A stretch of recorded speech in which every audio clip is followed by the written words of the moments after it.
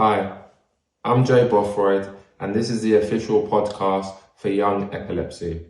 I'm sorry I can't be with you today. I felt the symptoms of a seizure coming on, so I felt it was best that I stay at home and rest up. I've left you in the good hands of Rep Renell and epilepsy nurse Lisa, who is going to be speaking with footballer Matt Crooks today. I look forward to speaking with you in the future and talking about my journey with epilepsy.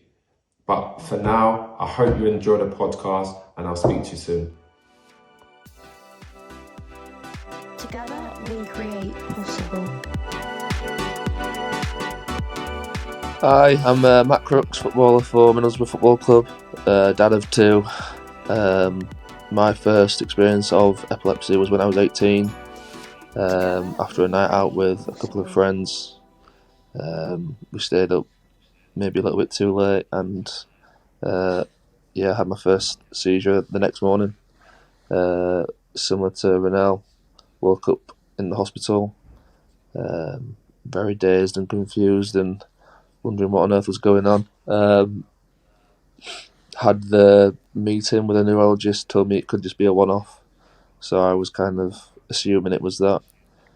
Then had a series of seizures after that, trying to find the right dosage of medication, jumping from 250 to 1,000 and 250, what I'm on now. I'm here to talk about my epilepsy, why I'm not ashamed of who I am and the condition that I live with, and looking to younger people and telling them to chase their dreams and live their life the best they can do. Hi, my name's Renell. I'm a young rep, and I've previously had experience playing professional football. I was at Barnet Academy for 9 years. That's actually why I'm here, to talk about inclusion in sport. My first experience of having a seizure was when I was in my house. I was trying on clothes and suddenly I woke up on the floor with two paramedics standing over me. I had a series of scans and they noticed that I had a brain tumour, and that which was causing my epilepsy. And it would be really interesting to hear other people's experience of epilepsy, and I think this would be amazing to raise awareness. Hi, I'm Lisa O'Brien. I'm the epilepsy nurse consultant at Young Epilepsy, and I'm here to support this podcast with very limited knowledge of football, but knowledge of epilepsy. And it's a really good way of raising awareness of epilepsy within sport. What position do you play? Yeah. I'm a midfielder. You're a goalkeeper, right? Yeah, I did a little bit of research. It's the height, though. I'm a striker, obviously. I think I should have been a striker if the height, but then I'm a goalkeeper, so I could be centre back. So, how has epilepsy impacted on your life within football? I think I've been quite lucky, really. Everyone that I've worked with on the medical side of stuff has been quite forward-thinking, proactive about how we're going to deal with it. And when I was at Huddersfield, the first time I was kind of having my first seizure, no one had come across it before in football. None of the physios really knew what to do regards to who to go to speak to. But I think one of the benefits of the line of work that I'm in is you do get the best treatment. So I was fortunate enough to get dealt with quite quickly and see the best people in the area and kind of get diagnosed pretty quickly. And in that sense, I'm very lucky, and I realise that. Regards to affecting my career, I don't think it's been too bad. Obviously, there's moments where I've had to take periods out because I've had seizures and stuff, especially in the early stages.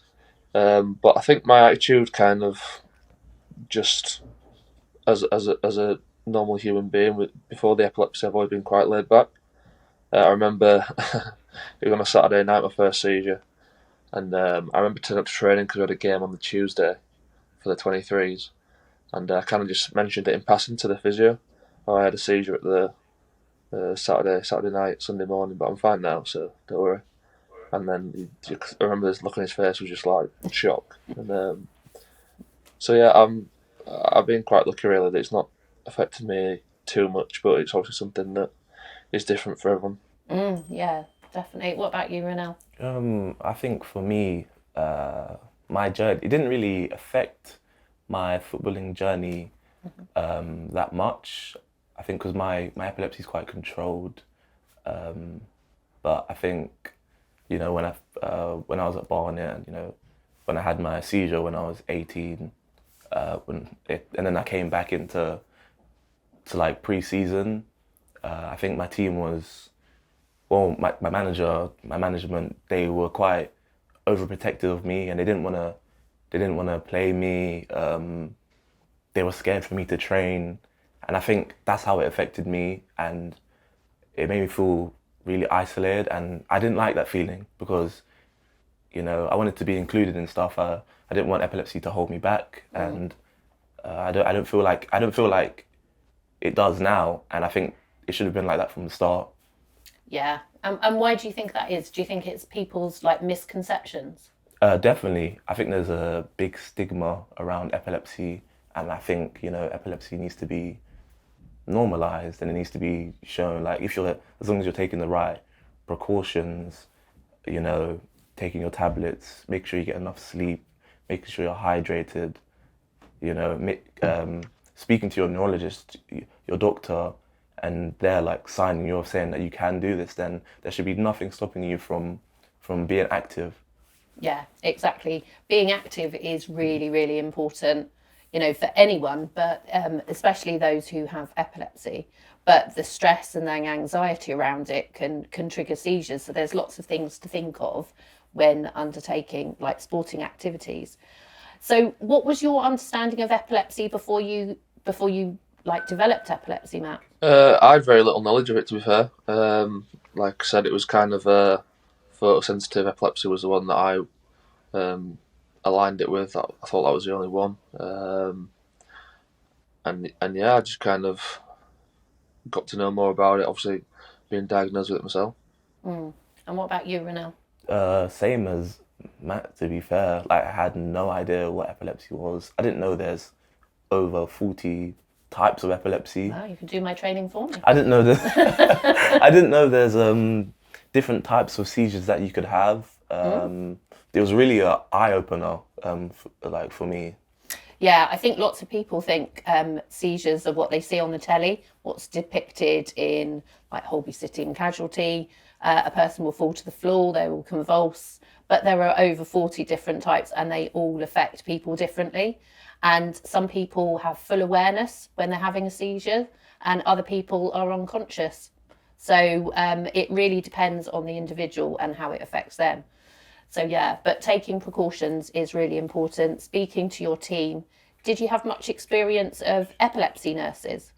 Being one myself, obviously, I like to know what everyone's experience is. No, I've never had an epilepsy nurse. Well, you know where I am if you need me. I've kind of just seen the neurologist 2 or 3 times maybe, but apart from that, it's always been if something's gone wrong. So if my meds weren't working, then I'd go back. But I've never really had someone to kind of talk to or speak to if I needed anything. Yeah. And what about you, Renell? I think for me, I did have an epilepsy nurse, someone I could just, if I did have a seizure, call them, then I'd get in contact with my neurologist. But I think the fact that some people don't and some people do, I think that's another problem, which needs to be like rectified, Yeah, there's not enough epilepsy nurses around for the amount of people who have epilepsy. And people often find speaking to a nurse is easier than necessarily speaking to a doctor. Sometimes they kind of feel that, speaking with a doctor, it takes their time, it's difficult to get hold of. They're very, very busy, whereas nurses are very, very busy as well. But we can take that time to speak to people and kind of go through the risks, the concerns they have, look at training, going into different areas and training and supporting and looking at how we can develop like risk assessments around epilepsy in response to like physical activity, especially within sports. Matt, I guess after like having a seizure, what's the process of you coming back into football? So the first seizure I had, obviously I was in training that Monday, and then they were ultra cautious because, like I said, they had absolutely no idea what to do. So I think I had a couple of weeks off, but I've kind of learnt myself really just to listen to my body and take it that way. I think no one knows my body better than myself, so it's kind of liaising with the physios and the doctors at football and kind of deciding when I feel right, when the right time is to come back. And I've kind of, whenever I sign at a new club, I obviously have a chat with the doctor and the management team, and we kind of go through that process, and everyone's been fine enough with me to say, we'll just listen to you, and whenever you feel ready, then you're all right to come back. I think that shows other people that, you know, it's not holding you back in any way. No, yeah, I always say like it's obviously a very, very serious condition, and it has very serious consequences at times, and everyone's epilepsy is different, so I can't always let my experience of epilepsy kind of go with everyone else's, but I always try and live my life to what it was before I had epilepsy. I don't try and let it change my lifestyle in any way, shape or form. Obviously I need to take certain precautions that I probably didn't before, but especially playing football, nothing's changed at all. What sort of precautions have you taken? What has changed? Definitely taking medication is my big thing. So luckily now I've got a fiance who's always on my case if I miss one. When I was single, I was a bit lackadaisical sometimes. I guess that comes with maturity as well. But just trying to get sleep when I can, get rest in. It's difficult being a dad of two sometimes, but just trying to get rest at the right times, the right periods, and there's a lot of travelling involved. So just trying to get that rest, I think, is key for me. Doing that and taking my medication. Anything specific for you, Renell? No, it's the same thing. When I'm playing my football, I need to make sure everything's in check. Sleep, take my tablets, just making sure I feel, you know, mentally okay. You know, I'm not stressed out. As a young man, do you struggle with your medication, taking it? Because that's always been my biggest thing. Like, I think, remembering to take it. I did. I know it's definitely. ridiculous. I have a whole like pill box that I do like on a Sunday, like morning and night, and I set an alarm like when to take it, because it's really easy to forget it, you know. Yeah. What about you? Did you have any strategies? So my grandma did get me a pill box, but I was too stubborn to take it on. I didn't want to have a pill box, so I've got them in my kitchen. I did the alarm thing for a little bit, and then I've kind of just tried to remember now. So I could be maybe a bit more proactive with my strategy there, but yeah, that's what I'm doing at the minute. Just kind of remembering to take it. Did you have any like I used to have a fall alarm or something. Like, did you have anything like that? No, I've never had anything like that. Yeah. I did meet up with a lady from my foundation, and she gave me a sleep one. It was like a sleep alarm. Yeah. In case you're having seizures during the night. So I've been given that, but apart from that, I've nothing else. Yeah, I mainly use my Apple Watch. Yeah.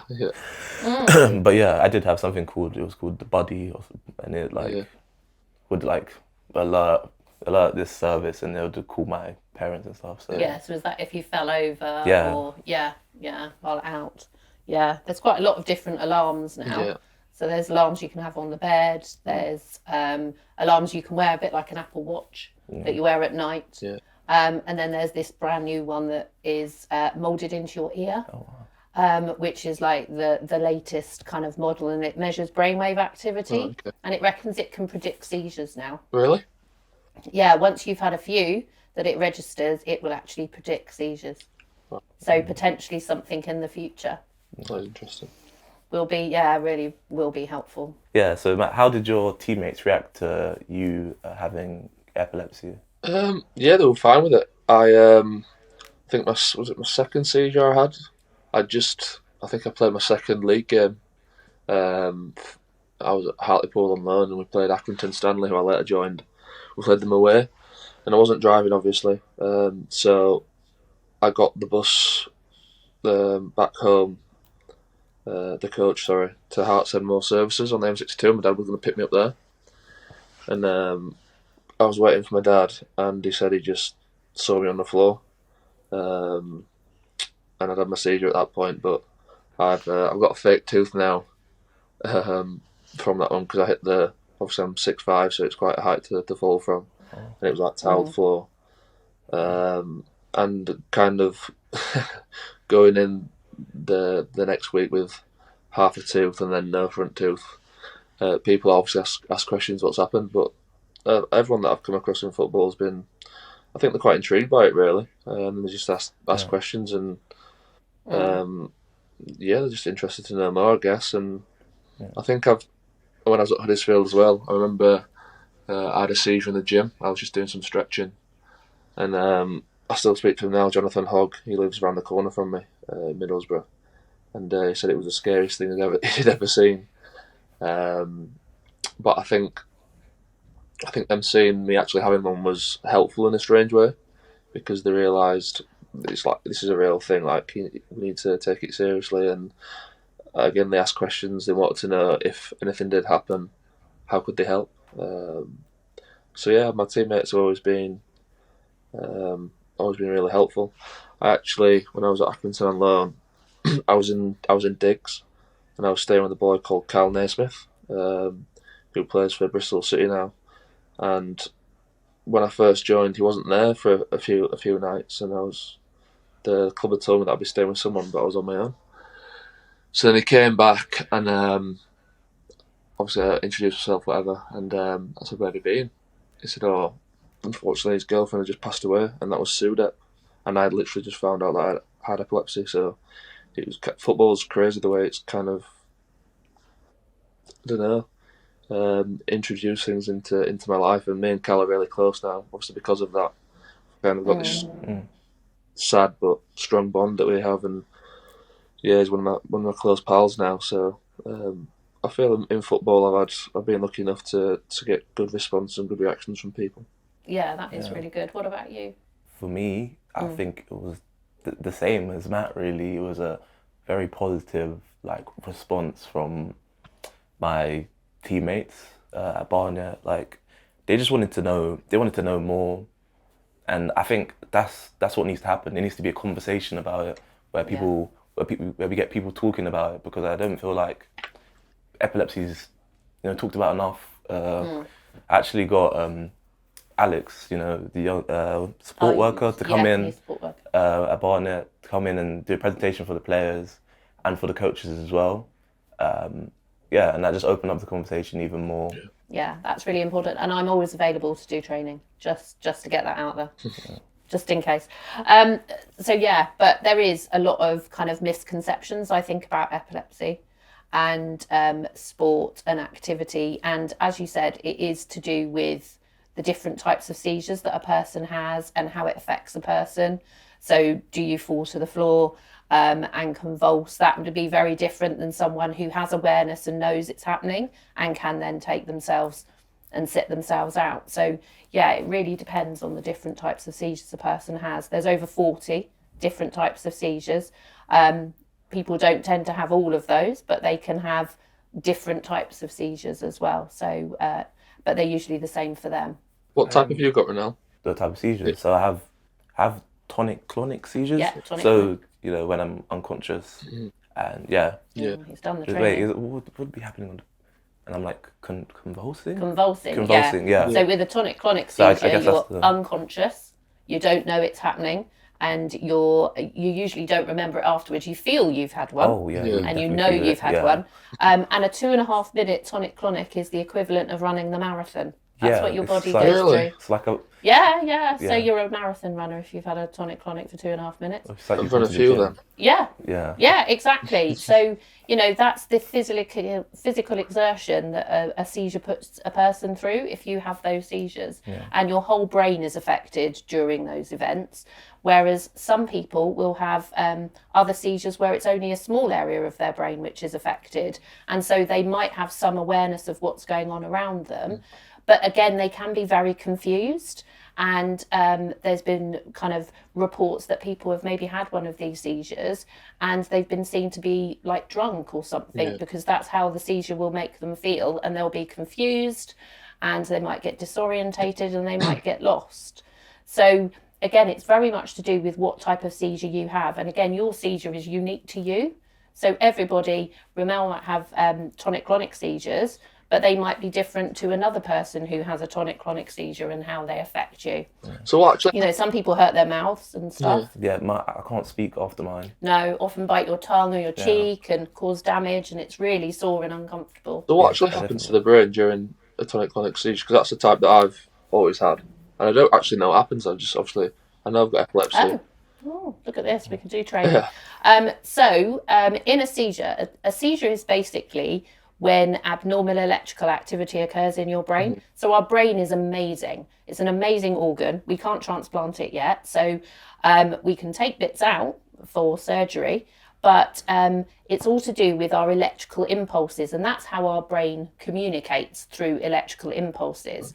And epilepsy is when those electrical impulses go a bit wrong. They might go to the wrong place, they might spread around and get confused.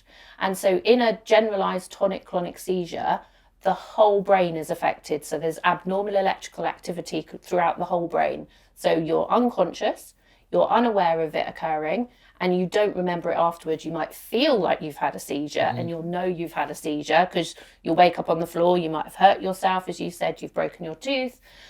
People might find you. And so that is what happens in the seizure, and it varies in length. The person will become stiff and they posture, and that is, again, unique to them. Some people, their arms go down and straight out, others, their arms go up in the air, again with their legs, and then they will fall if they're standing, and then they will convulse. And again, the convulsion is unique to the individual as well. And so how you present will be different to somebody else. I see. Okay. So what would you want a child or young person with epilepsy to know? What do you think is really key and important, especially if they want to go into something like football or like professional sport? That's just living life to your fullest, really, whether that be through sport or just your life in general. Obviously, there are times when you got self-doubt. I've had that. Especially when I was younger, because it was so new to me. But I think the best times of my career have been when I've known I've had epilepsy, and it's not stopped me in any way. Like I say, I've lived out my dream, kind of, and it's not stopped me. It's kind of just another thing that's part of me and part of my character. I've played football. I've carried on doing the things that I've loved. I've been able to go on lads' holidays. I've enjoyed the likes of Vegas, and it's not stopped me from living my life and doing things that any other person would be able to do. So there may be doubts at times, and you might feel like you're heading down a lonely road, but there's always light at the end of the tunnel if you can get there. I don't know about you, but the way I see my epilepsy now is I kind of like flipped it, because like, I know epilepsy it's not going away. So it's like epilepsy's made me stronger. I feel like without epilepsy, I wouldn't be the person who I am today. I wouldn't have this character. I wouldn't want to, do the things that I want to do. Yeah, no, I get that. Yeah, like it's just like it's not going away. So I need to take it with me and just take it in my stride. Yeah, it's just made me be more brave and just want to achieve things. Yeah. So that's the way I see mine, and I feel like every child should see it in that way. I know it's a hard way to think of it, and some people may not. It obviously affects people in the worst way, but that's the way I try and live with it. Epilepsy shouldn't define a person. No, it is a condition they have, and they should be able to live as fulfilling life as is possible, given the limitations of the condition. And there are misconceptions about it. So there's misconceptions around, everybody who has epilepsy can't be around flashing lights, but that isn't the case. Only 3% of people who have epilepsy have a response to flashing lights. So that's a tiny percentage of those with epilepsy. I know young people who've stopped being allowed to go to their school parties because there's flashing lights, when actually they don't have photosensitive epilepsy. So it shouldn't affect them. But knowing that there's people out there who have epilepsy and do so well, I think is just amazing for the young people to hear, but also for schools and colleges and sports academies and things to be aware of that, so they can introduce and they can include everybody. And there's lots of things we can put in place to help someone stay safe. And I think it's really important. There are disabled teams out there as well for people who have more disabilities. And they do extremely well. But it is lovely to hear that people are so accommodating and supportive and want to know more about epilepsy. And I think that's what's key, is raising people's awareness. Yeah, I think for the younger people and the kids that do suffer with epilepsy as well, I think my thing would be kind of to be proud of it in a way. It's in a weird sense, like don't feel embarrassed that you've got it. Obviously, it's something different, but be proud that you're different and be proud that there's something about you. Almost makes you more interesting now. Sometimes I see it. I don't know whether it's because I've grown up in a different family, my family being deaf, so I'm almost used to having people look at my family a different way. So I don't know why I've got that attitude. But yeah, I don't want young kids to be embarrassed if they've got epilepsy. Be something to have the acknowledgement that you've got it, but don't let it define you and be that same person. As soon as I discovered I had epilepsy, got in contact with Leon Legg, and also did some research, and I also saw your name come up. And now I know that there's Jay Bothroyd who has it. There's a lot of Olympians who have it. Was there any role models that you looked at? Yeah. So I felt like I was the only one. So I was the same. I did my research, and Leon was the first person I spoke to. He was the only football that I could see that had spoken about it, that had epilepsy. So I think Twitter had just started. This was like 10, 11 years ago now. So I found him on Twitter and kind of got in contact with him. And he gave me his number straight away, and we just had a conversation. And I mean, it was a while ago now, but I do remember him putting my mind at ease and just saying take your time, and if I ever need to speak to anyone, I had that point of contact with Leon. So it was nice to have that, and also I still speak to him now. So yeah, it was good to have that first person where I could look at and think, right, I'm not the only one. Yeah, I'm not alone in what I'm facing. Yeah, it just gives you a boost, really. Yeah. I mean, even speaking to you now, it just makes me feel like, oh yeah, I can still do this. If I want to go back to my football, and I know there's people who I can talk to, and I know I can reach the highest level if I really aspire to. I always find like it's a balance when I speak about it. I try and I don't want to downplay it too much because I know it's a serious condition, and I know the terrible things that can happen. But at the same time, you want people to live their life, and that's what I've done. So it's sometimes I find it difficult to talk about because obviously it ranges in such a varied range of epilepsy. Like you say, 40 different types, and it affects people in completely different ways. But like I said, I just try and have that positive attitude and almost try and I'm just me still. I've always been me, and it's not really changed me. Yeah, no, you're definitely right. I need to see it in like that. Yeah, it affects people in different ways. Mm-hmm. Socially, for you, has it affected you or not? No, I'm still able to go out. Go to the club. Yeah, because I'll be honest, that was one of my main worries when I remember speaking to the neurologist, and he was like, "Yeah, main triggers are alcohol, lack of sleep, and stress." Oh, so then I was like, well, 3 key components of going out. Yeah. So straight away I was thinking, well, I can't go out anymore. But yeah, so I didn't know how it affected you, like how you've changed, if you have changed. I've always found if I take medication, then I'm usually good. I'm good. One time I think I took my medication and like had alcohol a bit too close to each other, and that I think it just sped up the process. Yes. That's what does happen, and we do say, it is really important that you take your meds, even if you're going to go out and you're going to go partying. Yeah. Medication is really important, so taking your medication is key. But you can still go out, you can have a good social life as well, just with these precautions. Think about your medication. If you are going to drink, as Renell said, you get drunker quicker. So it's those sort of things, isn't it, to think of. So how did you broach it, the subject of epilepsy, with your friends? About like the whole going out. Is it something you automatically will kind of bring into conversation so they're prepared, or do you wait until you've got a bit of a relationship with them? Yeah, I usually just like lay it out to them and just say. And I know that sounds a bit... But I think it's better just saying it straight and just saying, if I do have one, do this. And,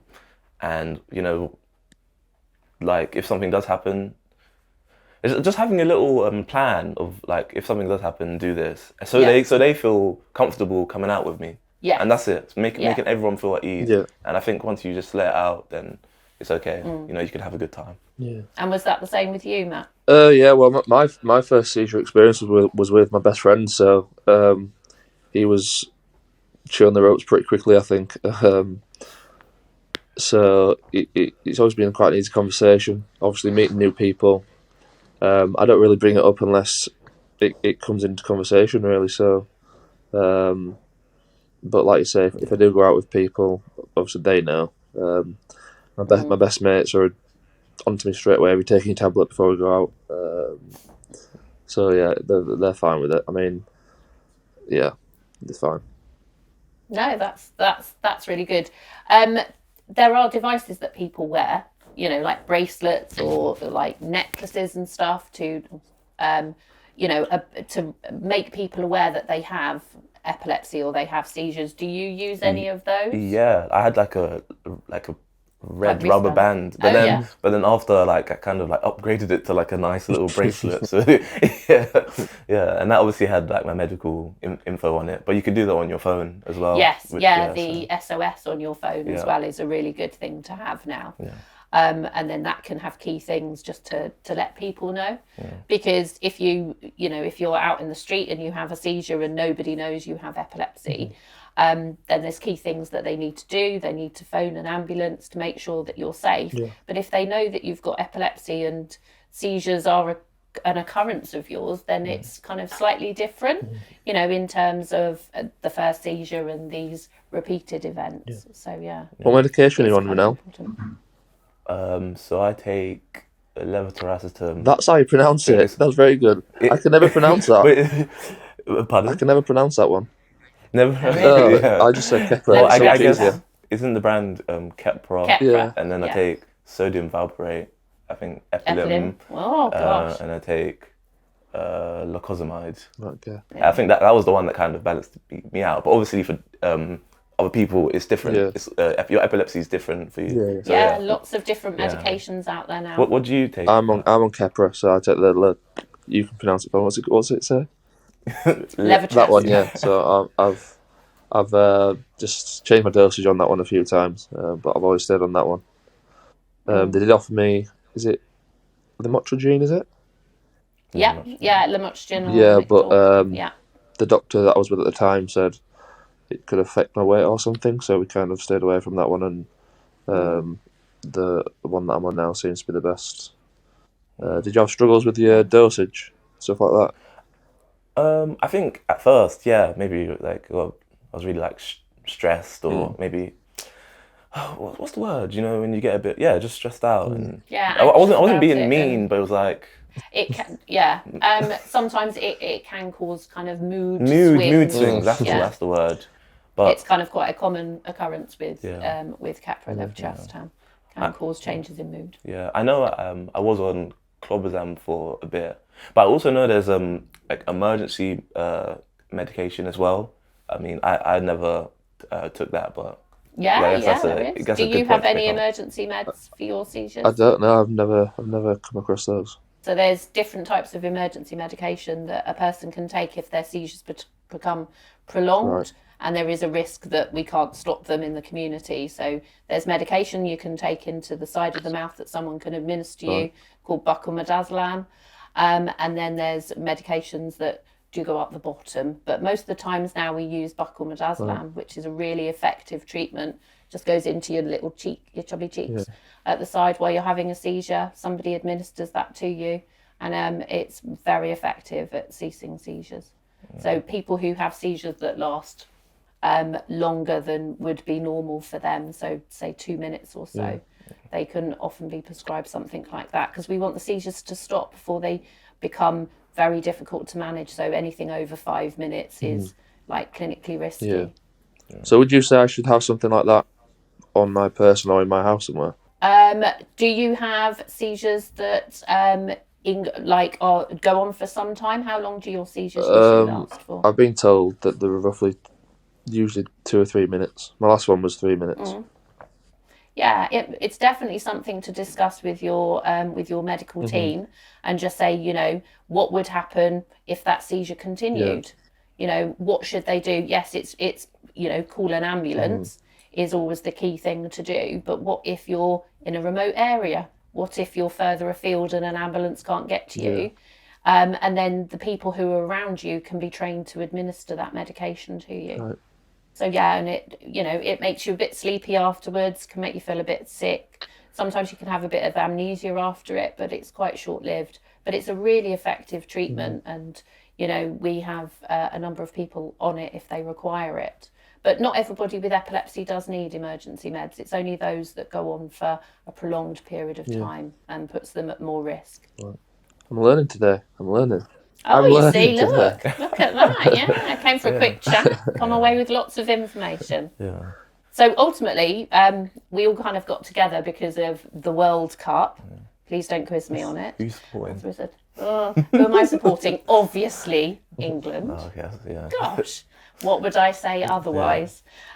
So yeah, what are your predictions, Matt? I have no idea at the minute. No one's really jumping out at me. I think there's been a few good performances. I thought England were good, but then it was Iran, so I'm not sure how their level is. Spain obviously won 7-0. Yes. Brazil looked all right last night, yeah. And do you think you could recreate Richarlison's goal? No, definitely not. That's not in my resume. That kind of thing. Flexible. No, I'm far too big to be doing stuff like that. I think you got that locker. I don't know. It's a weird one, and I think with the first round of games, it's always hard to tell who's sharp and who's not. So I think after maybe this next match day, we'll kind of see who's looking good and who's not. But I'm quietly confident about England, but I wouldn't say it's coming home just yet. Yeah. What's your predictions for like England, USA then today? We've got a couple of American lads in our squad, so we're all going to watch it tonight in Edinburgh. So that'll be fun. Oh, okay. England should beat them. They should do. Yeah, they should beat them. Yeah. Me too. I just don't know. You never know, especially with the results that have been happening, like Germany. And then Japan, who was it? Argentina. They lost to Saudi Arabia. Saudi Arabia looked decent. So you never know, but hopefully they pull through. I've got Portugal and Australia in my sweepstake. Am I any luck, do you think? Yeah, Portugal, great shout. Ronaldo. Australia. Yeah, I know. Australia, I don't know my about son's in Australia, so I felt I had to, really. One of my teammates is playing for Australia at the minute, so I won't say too much, but I don't think they've got a chance. I've told them I'll be on the first flight home after the group stages. But yeah, it's fun. It's strange at Christmas time. It's not as exciting for some reason. So many other things going on. Obviously the whole backdrop as well. So it's there's been lots of controversy. So I don't know. There seems to be a bit of a tainted World Cup, this one. Some people know that a seizure's coming. Do you get that, Renell, or not? Or do you no idea? Do you get an aura warning? Do I get no? Mine's just straight. I wake up. How does that on the floor? How does that work then? Because what did they say? Not everybody does. Some people do have an aura or a warning. So they might say, well, I've got a warning, my seizures are coming on. So they have a funny feeling. That actually warning is a seizure itself. Oh. It's a tiny area of the brain that's affected that causes this warning. Some people have like funny smells or funny tastes. Others get a funny feeling in their tummy. Some people have a headache, and that is their, I'm going to have a seizure, and so they can protect themselves. But not everybody has that luxury of having that ability to know that a seizure is going to come on. And some people have it, but it's so close to the seizure developing itself that they can't protect themselves either. It's just because my last seizure, I didn't know if it was like a warning or not, but I don't know, since I've had kids, I've taken it a lot more seriously. And I'd realised that morning I'm not taking my tablet. So I don't know whether it was me being paranoid and the paranoia became real because obviously I had a seizure, or it was a warning. I still don't know, you see, that's why I asked the question. I don't know if it was... Yeah. No, and that's always good to know. And we always say, after you've had a seizure, look back previous to just a little while before you've had it. You know, was there anything, and is that the same thing happening again? Yeah. So for you, it's probably the fact that you delayed your tablets, so your levels in your blood went down. You were, more susceptible to seizures then. But we all need to be aware that any one of us has the potential to have a seizure at any point in our lives anyway.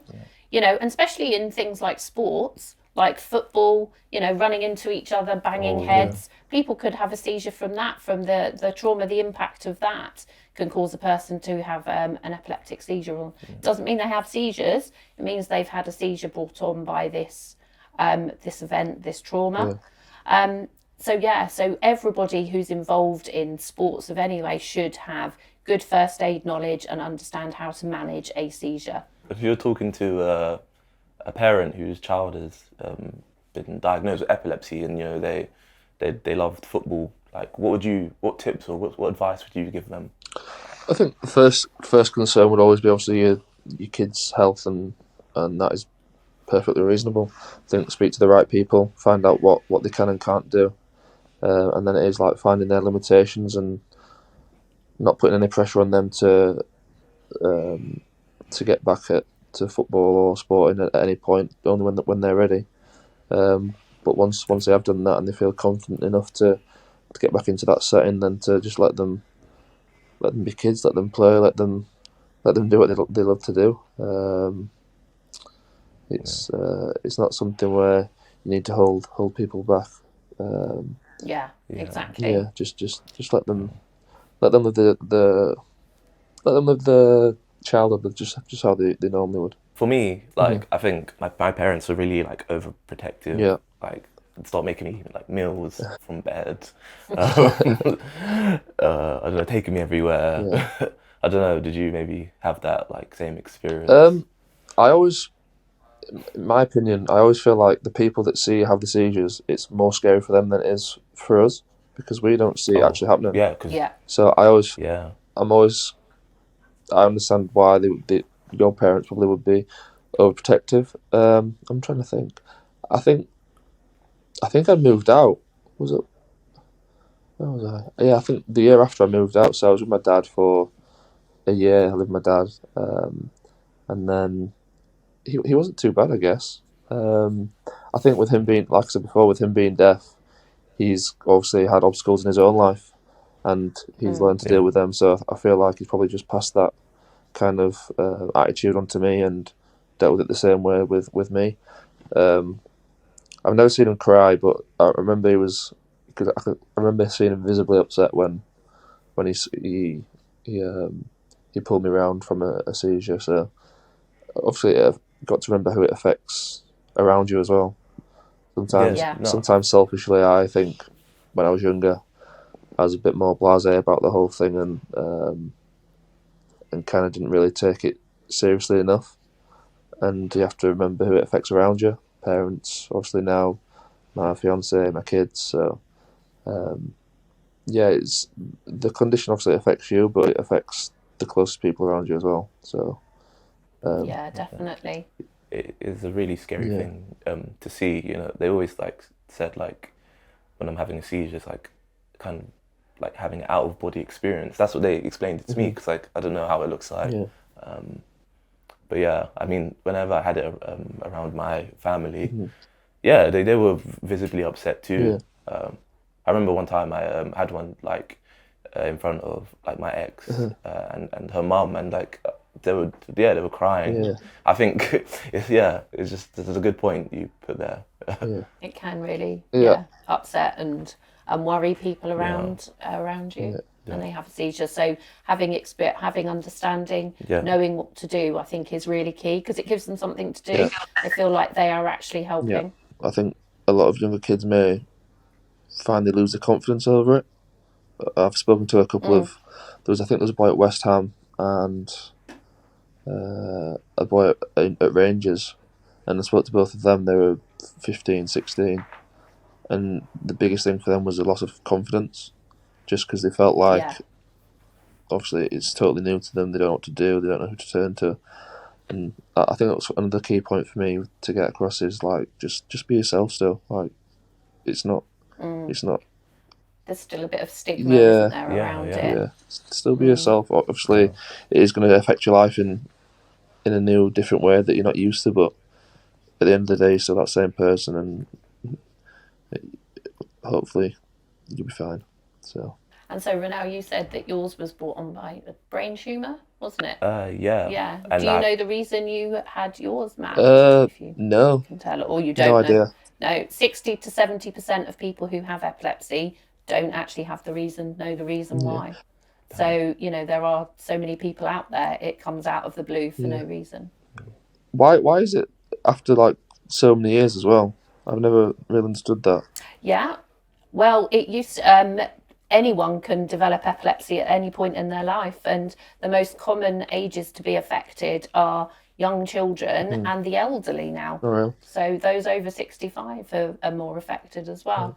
So, but you can develop epilepsy at any point. There's lots of different epilepsy syndromes that come on at different points in a person's life. So yeah, it can. No rhyme or reason around who it affects really. But the fact that so many people don't know why they have it. Matt, thank you so much for coming on and speaking about your experience of epilepsy.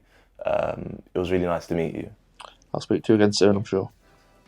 Stay tuned for more episodes as we speak to more influential sports people and performers about their journey with epilepsy in the wider world.